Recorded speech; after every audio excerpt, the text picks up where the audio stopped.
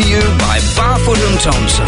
On the show today, I'm joined by a representative from the New Zealand Police to discuss the growing issue of cannabis grow houses and clan labs and what that means for property management rentals. Welcome to Property Matters. Welcome along to another fabulous Monday with Property Matters. Whether you're tuning in live on your drive home on this gorgeous Auckland Monday day, or perhaps you've downloaded our podcast, which you can find from all your favourite podcast sites, welcome. It was a little bit cold this morning. I woke up thinking this is a change, but now it is absolutely roasting. So we're not saying goodbye to summer just yet. Now, absolutely delighted this week to welcome Detective Inspector Callum McNeil to the show from the New Zealand Police. Welcome. Oh, thank you for having me. It's great to have you here, and a really different topic to usual for Property Matters, because we're usually quite focused on growing the investment, but this is one actually about protecting and looking after our investment, and I guess how we as property managers and property owners can help the police. But before we launch into that, it's nice to get our listeners to get a bit of a sense of who is Detective Inspector Callum McNeil. So tell us, I'm curious, what did the journey look like for you career-wise? Has it always been with the police? Yeah, look, policing's always something that I've wanted to do from being a kid. I grew up in a small town called Kaipoi in North Canterbury, and we had a really good relationship with the local police there.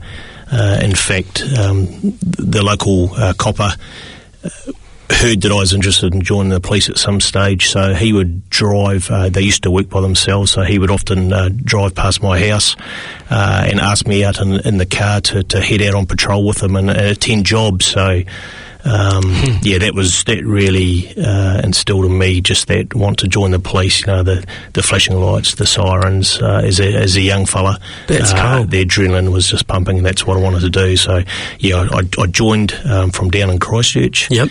Went in on my 19th birthday to the recruitment sergeant in Christchurch Central. He took one look at me and said, "How old are you?" I said, 19 today. And he said, "Turn around, get out the door and come back when you've had some life experience." Nice. So, yeah. Good advice. Good life advice for anyone actually going into something like this. Yeah. It is. Yeah. So, yeah, that was me for another few years before I came back and applied, joined the job, did my 5 months at Royal Club Med in Porirua, the New Zealand Police College, and then was sent to Auckland. So somewhere that I'd never been before. Right. Got up to Auckland back in the days, of course, before cell phones and GPS systems. So you didn't have choice in where you headed? You were told? I was told. Yeah, okay. Yeah, there was a real waiting list, and there still is actually even to this day to get to Christchurch. Right. So yeah, I bit the bullet and said I'll go wherever you need me. And they said, "That's Auckland, you're on the next recruit wing." And yeah, did my training, ended up in Auckland. I packed up my Ford Telstar with all my worldly possessions, my Pioneer stereo, my microwave, my uniform and some clothes, and then arrived in Auckland, got the old Saturday Herald out and looked for a flat. Yeah. And that was my sort of first flat in Auckland. Brilliant. And how long were you sort of, I guess call it a beat cop, out on the beat, before your career sort of journey changed? Yeah, so posted to Auckland Central, so managed to find a flat in Takapuna. Had to get one of my flatmates to show me where the police station was, because I had no idea where it was, so I could arrive there on Monday morning. First sort of 6 months I spent pretty much doing the beat. Was lucky to get in a car every now and then. And again, you've got no GPS systems, or I used to walk the beat with back in those days, the beat helmets. And I had a little map that I used to keep in top of the helmet, so that if I got lost, I could pull it out and have a look and see where I was. But I pretty much, especially those first few months, would confine myself to Queen Street and Karanga Happy Road, just so I didn't get lost. Well, there was probably enough action happening in that area anyway to keep you busy. Probably still is. Yeah. Plenty of action. So yes, I spent sort of 4 years in uniform before moving into sort of plain clothes and just getting a bit of an experience for investigations. And from that sort of moment, I thought, yeah, look, this is pretty cool. I think I want to be a detective. I want to join the CIB and deal with the most serious of crimes. So that was my journey into being a detective in Auckland Central. Really fortunate to have worked in the amount of various squads and teams around Auckland. From crime squads, so the detectives that turn up to anything serious that happens 24/7, to working on a car crime team, so just specialising in organised car crime, to fraud squad and dealing with all matters of fraud. Back then when I originally started, it was a lot of checkbook fraud, and of course we don't have checks now, so that's gone. Now it's all cyber crime and cyber enabled crime. And then getting a bit of a taste into drug squad, working out at Otahu, and starting to see that sort of transnational organised crime with the gangs and the guns and the drugs, and getting a bit of a taste for that. And then from that moving into a bit of a covert side of policing, so I used to supervise undercover police officers out doing various undercover work. Did that for a while. Promoted after 10 years into the uniform, back into the uniform branch as uniform sergeant in Auckland City. From there, managed to get down to Queenstown for 2.5 years when my kids were little. And it was a great experience as a uniform sergeant, working night shift, getting home, getting your snowboard and heading up the mountain for a few hours, cool. And then getting back to home with the kids and then back to work sort of thing. So from there, came back to Auckland, promoted back into the CIB as a detective sergeant, and very much got into the organised crime sort of environment. And then, eventually moved from Auckland City to Wairarapa District. Again, kept up that flavour of organised crime for quite a number of years. And again, sort of promoting into the detective senior sergeant, and then back into uniform sergeant, uniform inspector, working in area prevention manager at the North Shore. Did a stint as a professional conduct manager, so looking after allegations against staff and that sort of thing, employment issues. Yep. And then promoting to detective inspector, where I'm sort of currently at the moment, looking after all the detectives, wonderful detectives in the Wairarapa District. What a fabulous career journey, and so cool to hear an organisation that has so many doors open for you for so long. Like, you don't sound like you've ever got bored in any one place or time. Not every job has those opportunities these days. And that's the great thing about the police. Yeah. And I've always said to anyone that'll listen, you can do something until you want to change, and there's always another thing to do. And becoming a detective also gives you, opens other doors and gives you those other work groups to work in, and you get well-rounded, you learn a lot, you meet a lot of people. It's been, I've been in the police for over 3 decades, and it's a great job. I still love coming to work. The people that I work for are amazing. We've got some really smart, especially young people coming through, and it's just, I'm in awe of what they do every day. Oh, we haven't got time today. You've got another episode you need to come in, and we could just talk about technology, because you would have seen, as you said, no GPS, carrying a map, finding your way around to now where it's cybercrime and everything's AI and wow, what a journey you would have seen through the eyes of your career there. Oh, absolutely. Yeah. And we've evolved with that, which is, a great thing, because, like you say, technology's evolving all the time. We have to keep up with that. And, back in the days when I worked on homicides, you'd be doing area inquiries, knocking on doors, and just relying on trying to find someone that has seen something. Yeah. Whereas, now the CCTV is everywhere. You leave a digital footprint on your phones, your cars, your watch, your smartwatch. This is all stuff that we investigate and look into. It's amazing. Brilliant. All right, we better get on to the topic of the day, which is, look, for every property manager listening, your biggest nightmare as a property manager is no longer just a late rent payment or a leaky tap. It's discovering one of your managed assets has been gutted for a sophisticated cannabis grow house, or worse, it's been contaminated by being used as a meth lab. We're no longer looking for a couple of plants in a wardrobe. We are looking at international syndicates causing major structural damage in rental properties. So for the next half an hour or so, let's unpack that. So first of all, just talk our listeners through, because we also have a lot of private landlords who listen to us. What is a cannabis grow house? Talk us slowly through this. What are we talking about? Your typical cannabis grow house is hidden in plain sight in residential streets. It's not just a couple of plants grown in the backyard or some, a couple of plants grown in your wardrobe. Every room of these properties that have generally been rented are being used to grow cannabis. So they're cannabis farms. They're right. Commercial, organised cannabis farms. These organised criminals go to great lengths to set them up in your residential properties. They cause a hell of a lot of damage to your property. They don't care that that's your, hard-earned money has gone into purchasing that house. It causes an extreme amount of damage. All right, we'll unpack all that damage. And a grow house, so to grow cannabis, how long are we talking? How many weeks, months, years?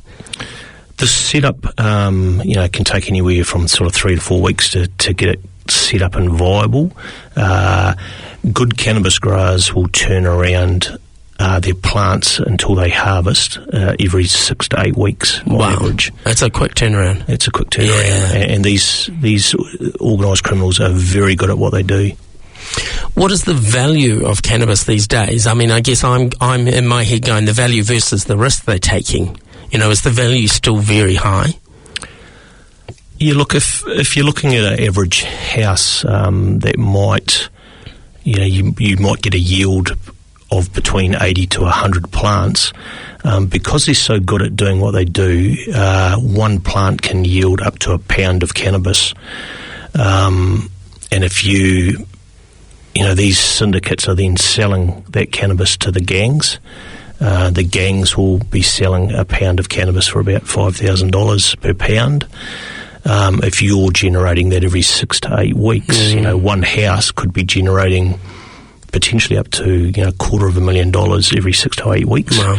And if you look at a street value of cannabis, ounces around, so it's 28 grams is around $300 to $350 on the street. And if you break that down to cannabis tinny, 1 to 2 grams of cannabis is traditionally $20, and that's been $20 since I joined the police 33 years ago, and it's still the same price. So there's a lot of money to be made, and that's why so many of these organised syndicates are into it.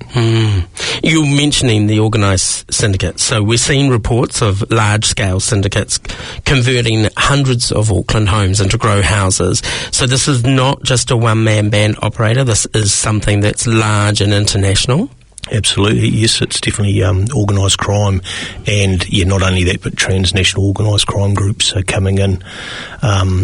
It's not a problem just in New Zealand, and this is something we've seen in Canada, in the UK, in Australia, and it's happening here, and it's exactly the same MO that's happening over there that's happening here with those international crime syndicates. Is it just an Auckland problem for New Zealand, or is this across the country? It's across the country. I think Auckland is definitely the epicentre of commercial cannabis grows, all these cannabis farms in residential areas, and that will be because of the populations here, the residential markets here, the rentals are here, but we're definitely seeing it in Northland. We know Waikato are feeling it, the Bay of Plenty are feeling it, Wellington, Canterbury. I'm getting reports back from all of these places, and they're having exactly the same problem. Well, what have you seen change over the last 12 to 24 months when it comes to the scale of these operations? Look, I think, if I think back to the days where I ran the Auckland phase of the National Cannabis and Crime Operation, we were predominantly targeting the outdoor grows, and you'd see them, particularly in Northland and Waikato and the west coast of the South Island, Great Barrier, that sort of thing. Whereas now, the profit turnaround is a hell of a lot more in indoor grows, whereas outdoor grows you might get 1, 2 if you're lucky in the far north grows per season.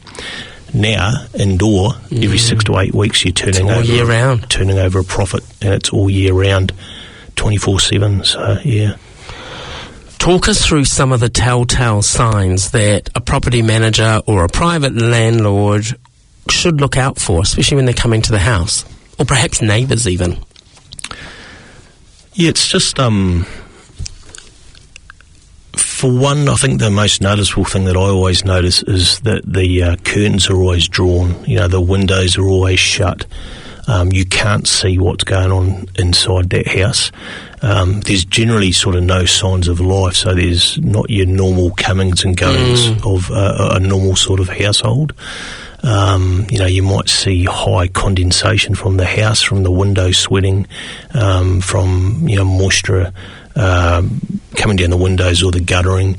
For me personally, I know whenever I walk up to a commercial cannabis grow house, it's just the humming of the amount of electricity being pumped into that house, and that's that electricity is stolen from the power companies to generate those industrial lights that are growing in there, to generate or to power the fans, the carbon filters, the ballasts. It's just that humming that you can hear of all of that electricity. So that's something I notice all the time. But there'd be other things like you might actually see some stuff being stockpiled on the ground or the driveway that you might get a glimpse of, just items used in gardening. Often when they're harvesting every 6 to 8 weeks, they need to get rid of the waste plants, so they'll generally package them up in lots of plastic bags, and you'll quite often see 10, 20, 30 black plastic bags all in their driveway ready to be taken to the dump. Just lots of little telltale signs like that. You mentioned, the electricity side of things, and my understanding is they can bypass an electricity meter. Is that something property managers or landlords can look out for in particular, or is that a bit hard to spot? It is difficult to see that. Sometimes they'll put padlocks over the boxes, the metered boxes and that sort of stuff, but it'll generally be, and this is probably one for the neighbours as well, it'll generally be, first of all, someone digging a trench to run an extra cable from the power source out on the street or your neighbour's driveway. So they're bypassing your meter box in your house, and they're not just doing, 5 years ago there might have been just one power source coming in. That would generally be from just under the meter box. So just tap into there, cut a big hole in your jib, connect into there, that illegal source, and then just run their grow house off that. Now they're actually going to the effort, because they're so big, they need more feed of power from the various lines, so they'll take one off one neighbour on one house, so they'll go to a neighbour on the other house and they'll feed into or cut into their feeds as well. So are you seeing people digging trenches? Who are these people? Have they got a van that's actually marked as one of the power companies, or is it just a plain van and someone wearing a fluoro top? You see them climbing up the powers. One thing we noticed too is that traditional powers, the fuses that are in the power lines, they can't cope with the amount of electricity going into these grow houses, so they change the fuses just to make sure they don't blow. Wow. And of course that's always a concern, the fire risk. Yeah.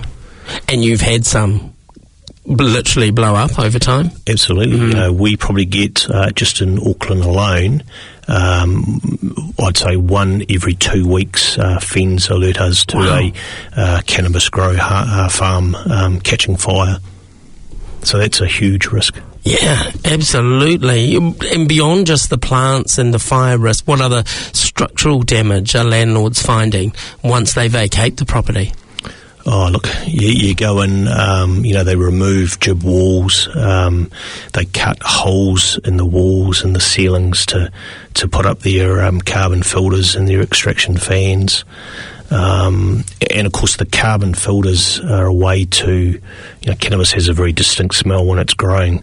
They need to, keep the air going over the cannabis. They need the lights, the warmth of the lights to help the plant grow. But like your average sort of tomato plant.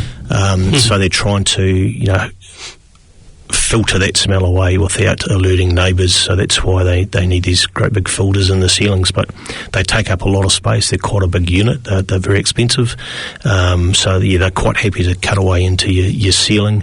They're very professional. They have irrigation systems set up for these cannabis plants right through every single room of the house. So we see a lot of water damage because they don't care if something gets knocked over or if something's broken and it's spurting water out into your floorboards. So we see a lot of water damage, a lot of moisture damage, a lot of damage to the framing, to the walls, to the ceilings. Oh, yes, certainly an investor's nightmare. If a property manager or landlord suspects a clan lab or a grow house, in this case, is taking place when they've turned up to an inspection, what's their immediate danger and what should they do? They've walked up, they notice the curtains are shut, there's a lot of light on, there's the hum sound that they're hearing. Is this straight a call to the police? Yeah, absolutely. Look, we don't want anyone carrying out their own investigations or making entry to that property. Just bear in mind that property may be booby-trapped as well. So talk us through that. Why would they booby-trap it? Again, to protect their investment, their illegal investment. And we have seen, doorknobs connected to electricity to give someone a shock. And that's not just, the landlords or property managers, but it's also police. It's also other gangs. And this is one of my main concerns around these organised, cannabis grow houses, is that we've seen a real uptick in violence around them. So other gangs arriving with weapons and seeing it as an easy target, because if you're growing illegal cannabis, you're not going to go to the police to report that you've been robbed of all your cannabis or cash or whatever else. We're seeing a lot of violence, and that's escalating in residential suburbs, and of course that spills over to the neighbours and everyone else when that sort of thing happens. Yeah. So as an industry listening to the show, what can we do to be supporting the police better in this space? Just be our eyes and ears. If you see something that's suspicious, then just report it to either, if it's happening now, 111. If you've got your suspicions, report it via the 105 page, or you can do it anonymously through Crime Stoppers. But absolutely don't take any action yourselves, just report it. And if you come across it during an inspection, then same thing, just report it to us immediately. Just keep yourselves safe, keep our community safe. As it takes a few months a month to set it up and a few months to grow, the inspection process, is that something that should be really spelt out to any tenant applying, that you are going to be visiting the house? I know at Barfoot and Thompson they do a 1 month check-in, and then 3 months after that. Should they be doing everything to deter that person from renting the home? Oh, absolutely. Yeah. And that will deter them. I've got no doubt about it. If you're telling someone I'm going to be there in a month's time, that doesn't give them time to set up, because it does take a bit of time to set it up. If you're telling them that you'll be back 3 months later, then it makes it, it's not a viable proposition for them to grow cannabis, because they want to be turning that over every 6 to 8 weeks. And if you're coming to inspect it and they know that you're going to do that, then they won't use Barfoot and Thompson, I'll tell you that right now. And that'll save, your property managers, your landlords, their most valuable asset. Yeah, so private landlords, it's another reason to use the experts in this situation. You mentioned, professional international syndicates. How are they posing as tenants, though? Are they using, dare I say it, sort of clean people that are paid big bucks to just go in and rent this property? How are we getting past that stage? We see a little bit of both. We see a lot of migrants brought into New Zealand under the guise of working in other jobs, and then they are, basically for that privilege of arriving in New Zealand, they have their passports taken off them. They're told, actually, you're not going to be a painter now, you're not going to be a builder, or you're not going to work on a farm. You're actually going to be growing cannabis for us in these grow houses. So there's that exploitation of these migrants. Wow. And often they're the ones that are actually setting up these rental agreements as well. So they end up being victims in their own journey without, intending to be. Yeah, yes, absolutely. And that's something we work closely with our partner agencies, MBIE, immigration, very closely with, just to look at that as well. And then, of course, you'll get the organised syndicates, like you say, paying good money to someone just to set up that initial agreement and do the paperwork.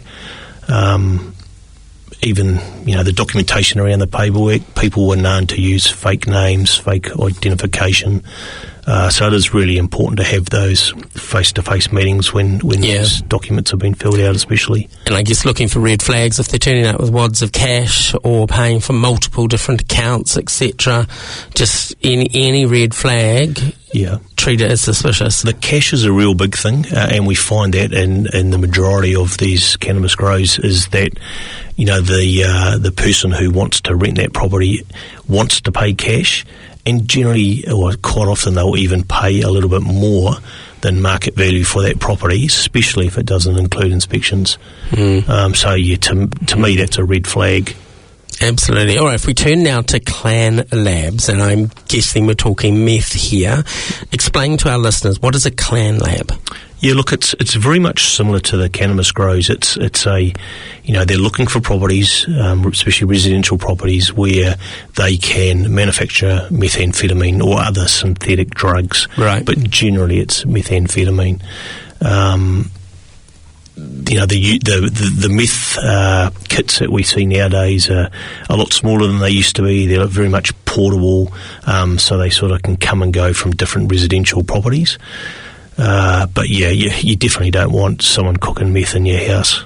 From a police perspective, if you discover a Clan Lab, does that make that house completely uninhabitable, or just a major clean-up is involved? Yeah, not all the times, but it is definitely a major clean-up, and it has to be a specialised company doing that clean-up.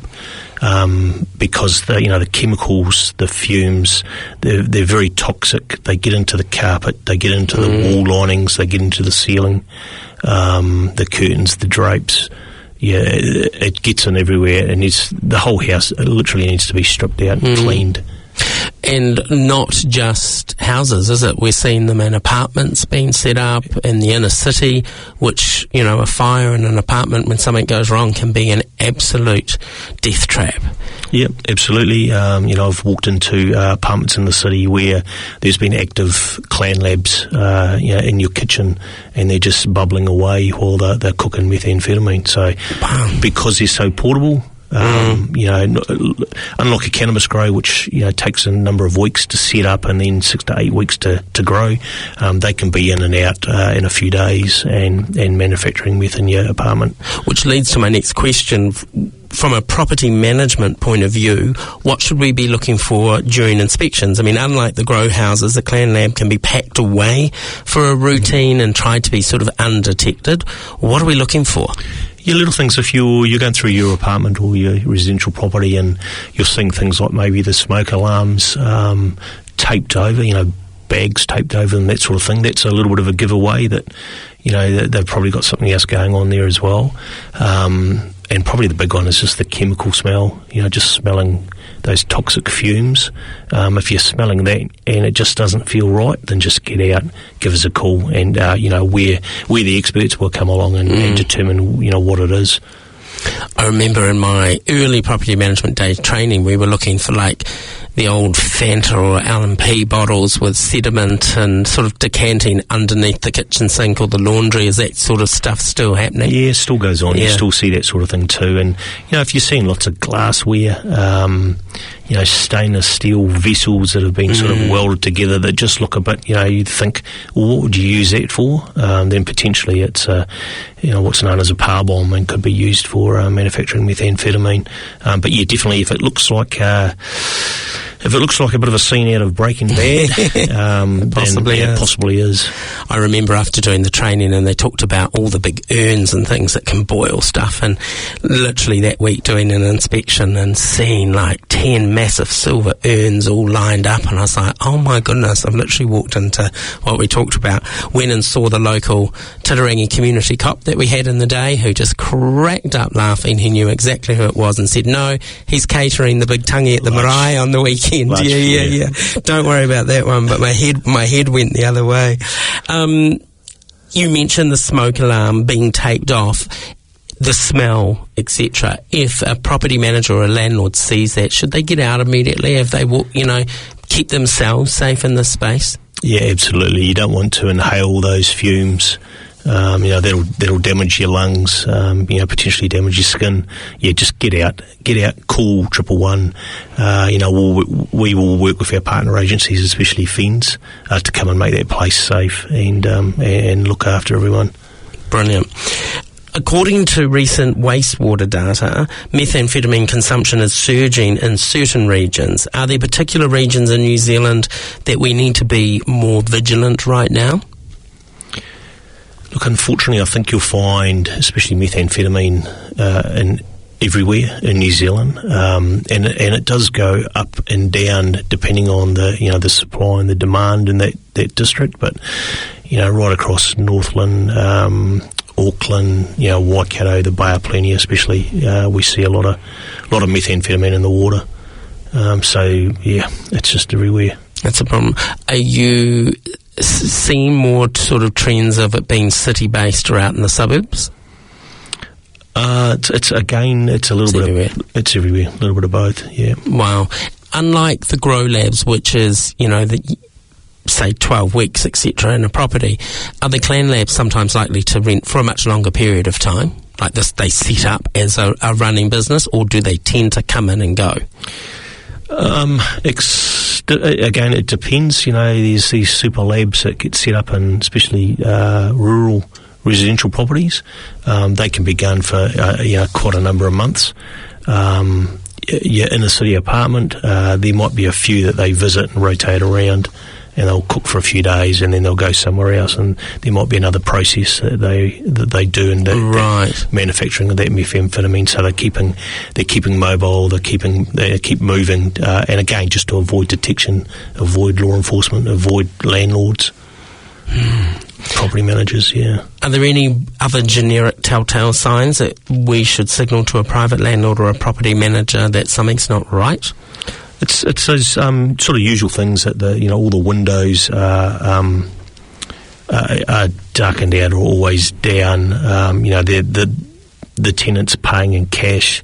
They're wanting to pay a little bit more, maybe to not have inspections.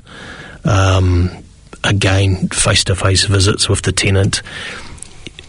Doing your due diligence around who they are and making sure that that you have identified them.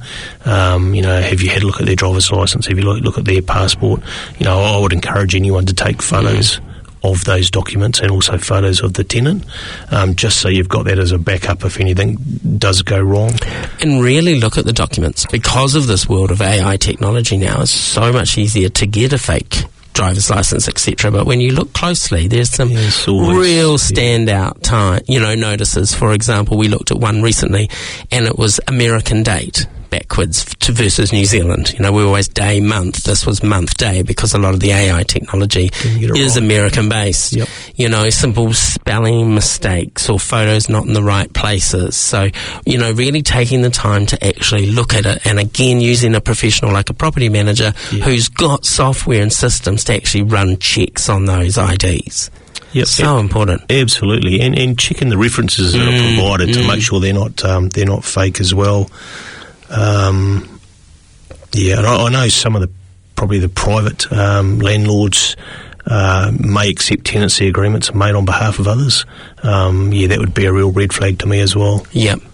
What advice do you give a property manager who's perhaps a bit nervous to call police because they've just got a few suspicions and then they don't want to upset a relationship with a tenant or potentially ring an owner and say, I think I've got a problem here?